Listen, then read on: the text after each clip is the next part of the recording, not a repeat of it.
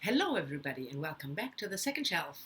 I know it's Sunday and normally I do a books weekly on Sunday, but my reads last week, meh, and I didn't really make up my mind what to talk about and don't have enough books to talk about, and there's a lot of noise outside as you can hear because it's Sunday and on Sunday we need to do construction work on the street. Anyway, so I thought instead of spewing negativity onto you, I'll do a tag. And there's a new tag going around, the BookTube Newbie Tag 2.0, created by Michael Deutsch, a fairly new BookTuber. And I was tagged by Steve Donahue, and as always, of course, I will leave the links to both their channels down below. Number one, which genre or genres would you like to have talked about more on BookTube? And even though I think fairly every genre is represented on BookTube, for some genres you have to, do more effort and look more for booktubers who talk about it. But you have classics, you have contemporary fiction, literary fiction, sci-fi. But there are two genres that are close to my heart that I would like to see more of, and that's crime and nonfiction. Crime because I write crime novels myself, and nonfictions because I read nonfiction a lot. And immediately I have to point the finger at myself because I don't talk about these two genres nearly enough. By the way, if any of you have any other suggestions about genres that I should talk about more, leave comments down below. But I think I would really like if there's more talk about nonfiction and crime.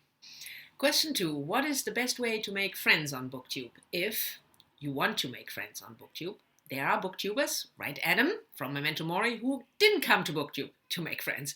But if you want to make friends on BookTube, I think there's two easy ways. The first is to make BookTube videos yourself, because it's much easier to engage with people and get to know them and become friends if you make videos yourself. But if you don't, then the other way is to really engage, meaning to leave comments, not just comment this, I love your videos, or this was great, but to engage in a discussion and do that regularly. I think that's probably, the best and easiest way to make friends on BookTube if you want to make friends, unlike Adam. Question 3. What do you like most about making BookTube videos? Oh, that was a difficult question in some way, because I thought I probably don't understand, because it's obvious. The best thing I enjoy most is talking about books. That's why I make videos. I like filming. I like the to think about that beforehand, what you want to talk about and the books you want to present. And the second thing that I really enjoy is when people leave comments and we have a discussion about books. So those are the two things that I enjoy most. And the next question immediately after was, what do you enjoy least? There is not anything that I dislike about making BookTube videos, because otherwise I wouldn't do it, I guess. I mean, sometimes if it takes forever YouTube to upload your video, that's a drag. But I enjoy doing it. That's why I do it. Question 5.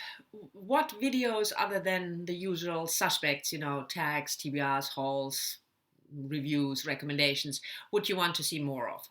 And I really like discussion videos. If somebody has a point to make or wants to talk about a certain point, book related, I really love that. And again, I have to point the finger at myself, because I don't hardly ever do discussion videos, and that's at least something that I want to do more, because I really enjoy it and people comment on it, and most of the time the discussion is really nice and not insulting people. Sometimes when somebody makes controversial statements and people don't discuss it or argue with it, but they just write insults, which is stupid and infantile and dumb.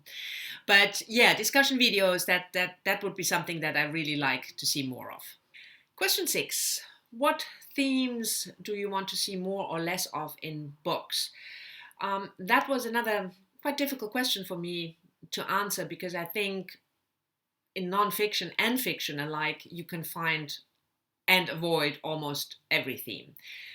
So if you know what you like theme-wise, if you don't like love stories, you can avoid that. If you don't like mother-daughter relations, you can avoid that, and you can find it if you want to read it. And the same holds for nonfiction. You find every theme if you are looking for it. So instead, I for myself, I broadened the question a little bit and want to talk about something that bothers me lately when I read fiction, and especially because this year I'm like I said, I concentrate on new novels, new releases. That's one of my goals for this year, to discover debut authors, but also to really dip into the new releases as far as I can with novels. And I find that a lot of those books that I've read, even though they were good books, but have crappy endings.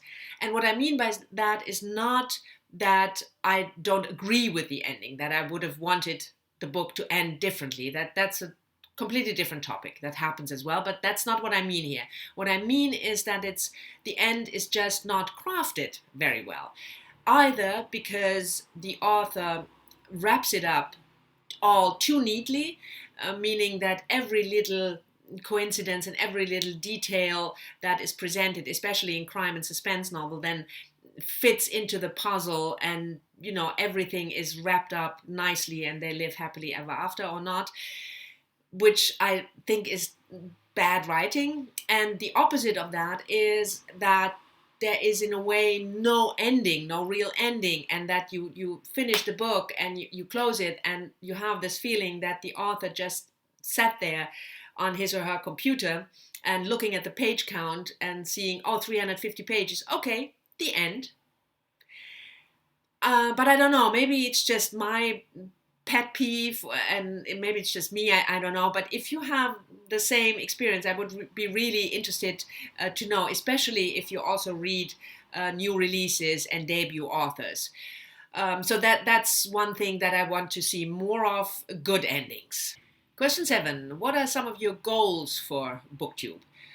Well, I don't have very specific or concrete goals about the videos I would want to make but don't make, except for the discussion videos that I was talking about.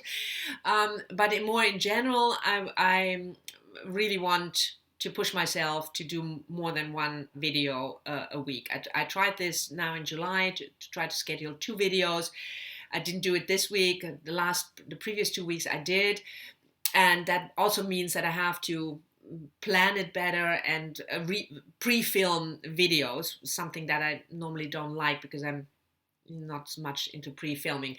But I would want to engage more and make more videos, at least make a video twice a week. Number 8.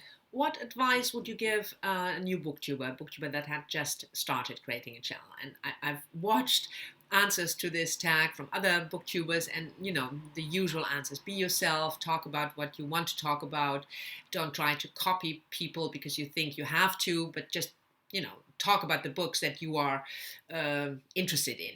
And that's certainly true, but I think the question is, if the way I understood it, at least, was more to help people get over the anxiety of sitting in front of a camera and talking to nobody, and whether most of the booktubers, or a lot of booktubers, are introverts, readers, and they find that really and so my advice, if that is the problem and that is the core of the question, and my advice would be that you look for a booktuber you really like, somebody who has been at it for some time, let's say at least 2 years or something, and you really like him or her, and then look at their first 2 videos. Just click on the oldest videos and watch the first 2, and you will see that everybody was awkward in the first couple of videos. And then you get you get used to it, you get used to talking to this strange little green light that's on your computer or your camera or whatever. But if your problem that you are anxious about how you come across, don't worry about it. Everybody starts out awkward, and that will pass when you do it more often.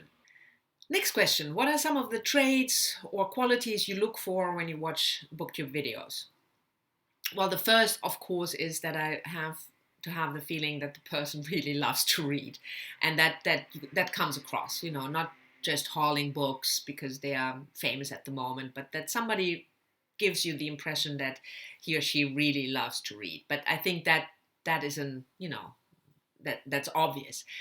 But other things that I look for in a booktuber is first that I have the idea that the creator, the booktuber, takes me and BookTube seriously, in the sense that I hate it when I have this feeling that booktubers are ill prepared, stuff you could have looked up when you hold up a book and, well, this book was published in, oh, I forgot, and the author is American or maybe English, I forgot. Stuff like that gives me, I don't want to have an encyclopedia or somebody who is Wikipedia. That's not what I mean, don't get me wrong. But this, when you have this feeling, actually the person doesn't take this very seriously, and meaning also he doesn't take me as a viewer very seriously. And that sort of has something to do with the third point that I look for, is that I don't want to be talked at, in the sense, I want to have the feeling that the person talking to me is really talking to me, and not to me personally. Obviously that would be a really small channel, one viewer, but the sense that there's not the feeling of condescending or trying to lecture me about something, or and I have some booktubers that I subscribed to in the beginning, and I unsubscribed because that was the feeling that I had, that they talk down down to me, that they don't want to really talk with me, they don't want to have a discussion, they just want to tell me how much they know and how erudite they are and how many books they've read, and I'm not interested in that. I want to have people who do this because they love to read and they want to talk to other people about books. Last question: what is a fun fact or a hobby that you have that you want people to know, or they might want to know? Well, I'm of course an extremely fascinating person, as you know, but I did a Q&A when I hit 1,000 subscribers, so I answered every question, and I'm open book, and I don't have anything to add to that. I will leave a link to the Q&A videos down below if you're interested. So there's only one thing left to do, and that is tagging people. And I want to tag everybody, every booktuber who watches this, whether you are a newbie or not, because I think the title of the tag is somewhat misleading. It's not a tag specifically for people new to BookTube. And if you haven't been tagged by anybody else, because this has been going around a little, and you hadn't done the tag and you're watching this, you are tagged. So this was it for my substitute video on Sunday instead of a Books Weekly. I hope you've enjoyed it nevertheless. Thank you very much for watching. As always, I'm looking forward to your comments down below, and I'll see you again next week with another video. Bye-bye.